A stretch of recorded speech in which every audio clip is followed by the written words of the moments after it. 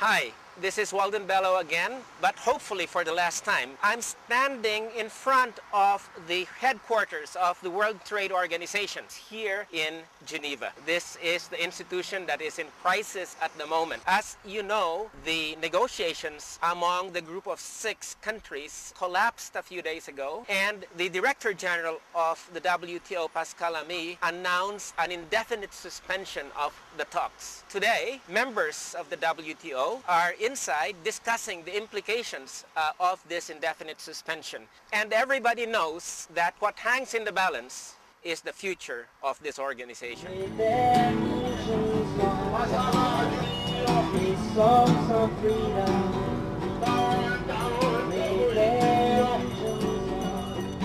We've just come through a very exciting week in which a few days ago the WTO negotiations collapsed. How did this come about? First of all, we must realize that the negotiations became monopolized by 6 countries. These 6 delegations, the so-called G6, were supposed to take a decision among themselves, then trying to convince the rest of the 150-something countries in WTO to go along, whatever they have decided. I'm worried because the way the process has been handled is like, why are we stopping, and who has decided, and where and when to reinitiate this process? Because if we were going to have a bad deal, why should we have a deal at all? This was a very non-transparent process, and the United States was not willing to cut its subsidies to any significant extent. But there's no question that this is a result of what the social movements have done. The social movements, in part, have certainly contributed to the collapse. Obviously, the WTO has collapsed under its own weight. Friends of the Earth International is very pleased that the talks have been suspended because we're extremely worried about the impact these negotiations are going to have on the poorest people around the world and on the environment. And we think it's a good thing that the talks have stopped because it will allow governments to reflect on what they're doing with trade talks and to really think about a new way of dealing with these issues. Well, we definitely salute this collapse, and we think that this collapse mainly a one battle for social movements and for the poor people of the world. Because we have managed to stop these negotiations. We were mobilizing in Seattle, at Cancun, at Hong Kong, and at last we have managed to stop these negotiations, which we have always said. They don't respond to the requirements of society. Also, they destroy the basic human rights we have striven for over so many years.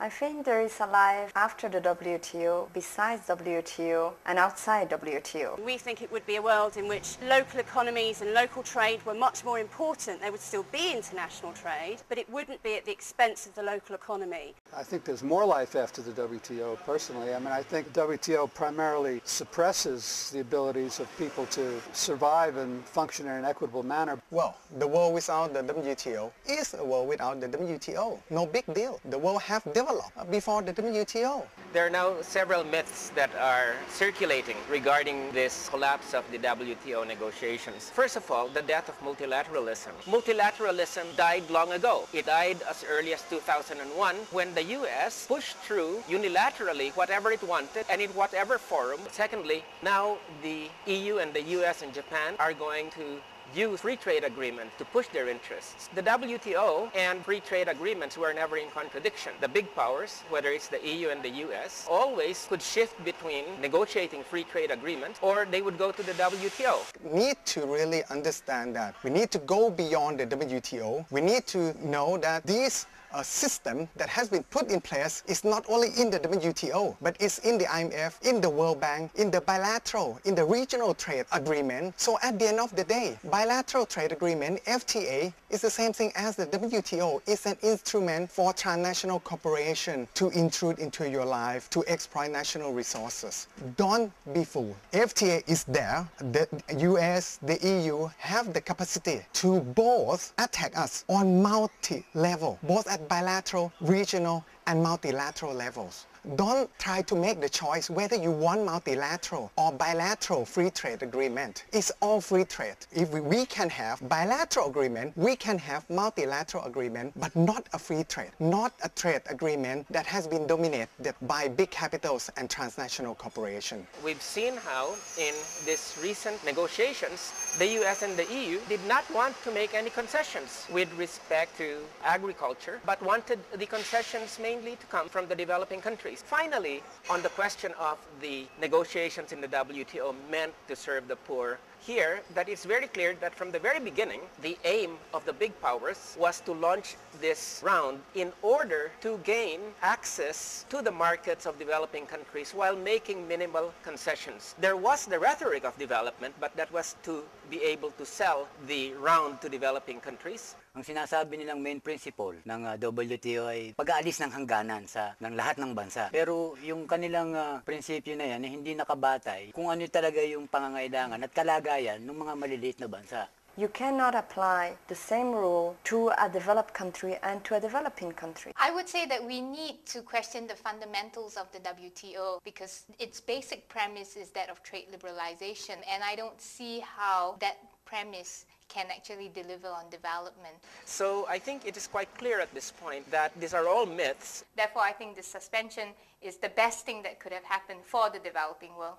Pascal Lamy talks about the coming period as being a period of reflection. Well, what we should be reflecting about is alternatives to the World Trade Organization. What happened was the collapse not only of the World Trade Organization, but of the neoliberal, corporate-driven free trade paradigm that is the spirit of the WTO. We've got to realize that the WTO only came into being in 1995. Prior to that, world trade was expanding, world trade was active, world trade did not need the WTO. Nung wala pa ang WTO, ay mahusay na nakakapapamuhay yung mga artisanong mga isda na sumasapat sa kanilang mga pang-araw-araw na pangailangan. Kasi nabuhay naman tayo ng walang WTO. Noong pumasok na ang WTO, lalong naglagay ito sa kahirapan, kagutuman ng mamamayan, lalo na ng mga mangingisda. Pero nung magkaroon ng mga usapin, ng malayang kalakalan, naghirap na yung sektor ng pangisdaan. Now, critics of the movement say that all we know what to do is to criticize. That's really false because there's a lot of thinking about alternatives to the World Trade Organization in the movement, and some of them are already being implemented. A world without WTO is not only possible, but it's already happening. So, for example, the Venezuelan government has launched a proposal called ALBA, that's the Bolivarian Alternative for the Americas. It's based on different principles and bases than the kind of regional integration we've been having so far. Commercial, purely trade considerations should not be the sole basis for the agreements that we reach among the countries. It's based on the principle of complementarity and not of competition. In Bolivia, we don't accept anymore to do FTAs. What we are talking now in Bolivia about is TCPs, or the Treaty of Cooperation of People, because we think that human beings have to be at the center of any trade deal. We have already signed one between Cuba, Venezuela, and my country, and we are open to do these trade deals with other countries. Well, for example, one of the things that they've already done is to sign an ALBA TCP agreement. So Bolivia is selling soya to Venezuela, and Venezuela is paying with oil. Also, Cuba has entered in these negotiations with Bolivia and Venezuela. Cuba provides the doctors to Bolivia, and Bolivia provides natural gas that is scarce in Cuba. We also have South-South trade. South-South trade means mainly developing countries coming together, forming a bloc that would structure trade on different principles than corporate-driven free trade. For example, the African countries just before the round collapsed put in a really strong proposal with how to deal with very low prices in agricultural commodities. And I think a proposal like that opens the door to say, the problem isn't that there's not enough trade going around the world. The problem is that the price that producers get doesn't serve their needs, and that this system is serving the interests of a few elite exporters and not the interests of people. And I think this is a time for many countries, especially our countries in the South, to look whether we can have South-South economic relationships that are based on solidarity, equity and mutual benefit, and we should also then try to see whether these new principles, rather than the principle merely of free trade and zero tariff, whether these principles can become the new format for multilateral relationships. Then we have also the alternative of deglobalization. What does this mean? Is that deglobalization does not mean withdrawal from world trade. All it really means is that we must put the development of local communities, the development of countries, the development of regional economies ahead of corporate-driven kind of international arrangements. And I think my country, in the process that we are living now, exemplifies the change but also alternatives that are starting to arise from too much liberalization to badly directed liberalization. An important part of this alternative is to bring back a sense of dignity. And I'm not talking just about internal but also international, multilateral and bilateral dignity. So we are not proposing development anymore. What we want is to live well. There's a whole range of other alternatives that we're talking about. What is very exciting about this coming period is that the neoliberal free trade paradigm is now being widely seen as a failure and as illegitimate. Countries are open, communities are open to new ways of relating and trading. Bago pa man ang WTO, mayroon ng mga alternatibong programa ang mga mangingisda. Sa kasalukuyan, marami ang nagsasagawa ng community-based coastal resource management na kung saan ang paglalapat ng plano at programang ito ay nagmula mismo sa tunay na kalagayan ng mga maliliit na mangingisda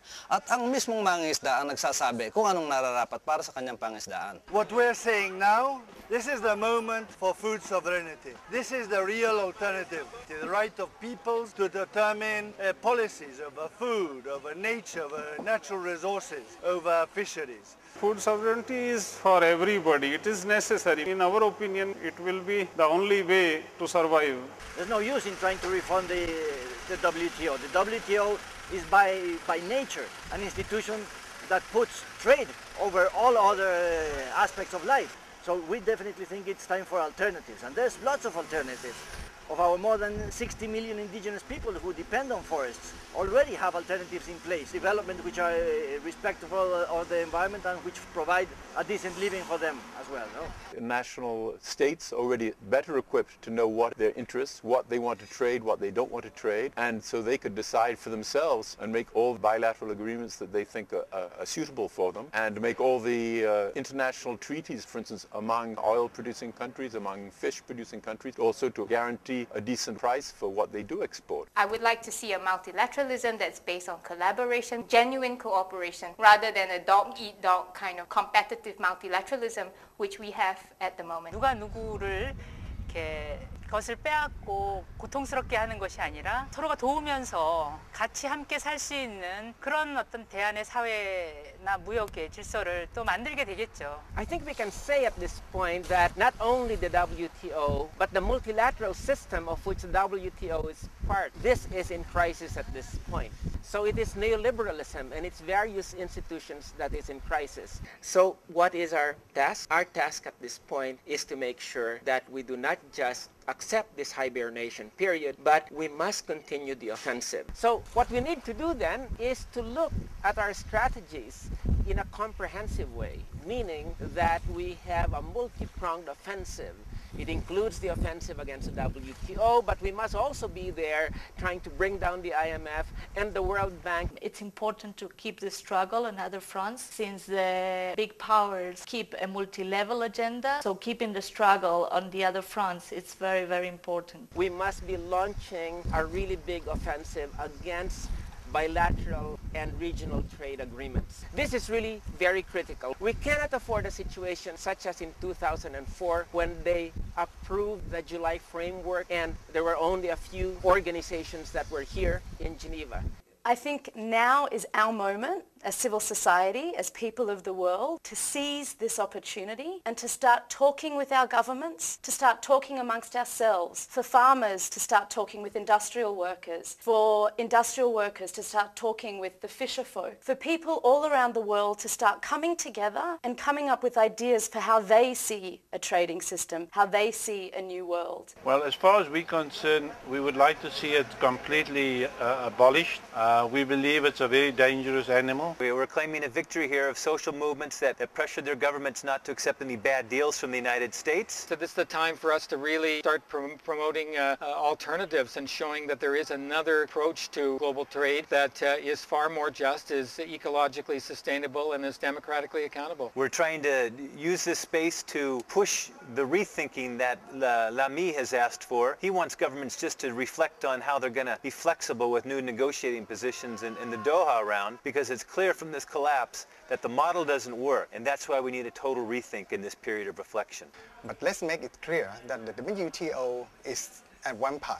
It has rose again after Cancun and after Seattle. This time we need to make sure that won't happen again. It's not enough just to bury it as a vampire. We need to put the stake in the heart, cut the head off, and the best thing is to burn it. There is no deal here. You cannot deal with the rights of peoples of all over the world. We are going to continue fighting against WTO. And above all, we must encourage and work with these national campaigns and social movements to be vigilant over the next few months, so that if there is an attempt to revive the negotiations, the EU and the United States, they will be faced with opposition. And that is the task of the moment. So even as we celebrate the collapse of the WTO negotiations, which was the best possible outcome for the developing world, we also know that we have a lot of work to do. We have to bring together alternative systems of trade that would bring about real development, that would sustain livelihoods, that would protect the environment, and that would work for the interests of the people of the world instead of the interests of corporations. Let us all work together to bring about a world without the WTO. Can I imagine a world without WTO? Very, very easily. A world without the WTO is a world that's much friendlier for people and the environment. Mundong walang WTO, isang kasaganaan sa aming sektor. A world without WTO is a world where peasants, fisher folks, and movements and organizations are going to breathe much better, because it's going to be a freer world for all. A world without the WTO is a world in which we can build bridges to ensure the survival of humanity and the planet. Kaligayahan ang walang WTO. A world without the WTO is much more healthier. A world without WTO is a perfect world. A world without WTO is a world where people have much more chances to develop their own alternatives. A world without the WTO is a better world. We can achieve greater sustainability, greater equity. Economic needs of people will be far better fulfilled without the WTO. A world without the WTO is a world with one less enemy of the poor. WTO is good that it's gone because it's bad for poor people. WTO 없는 세상은 가능하다. WTO 없으니 더 잘 산다. 우리는 그걸 반드시 만들 수 있다. So from every point of view, it's very easy to imagine a better world without WTO.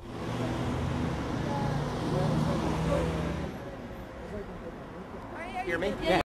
Carrying the coffin of the WTO that we left there, they're bringing it inside. I guess that's to inter it inside the building. They didn't know it was a Trojan horse. With a Trojan coffin.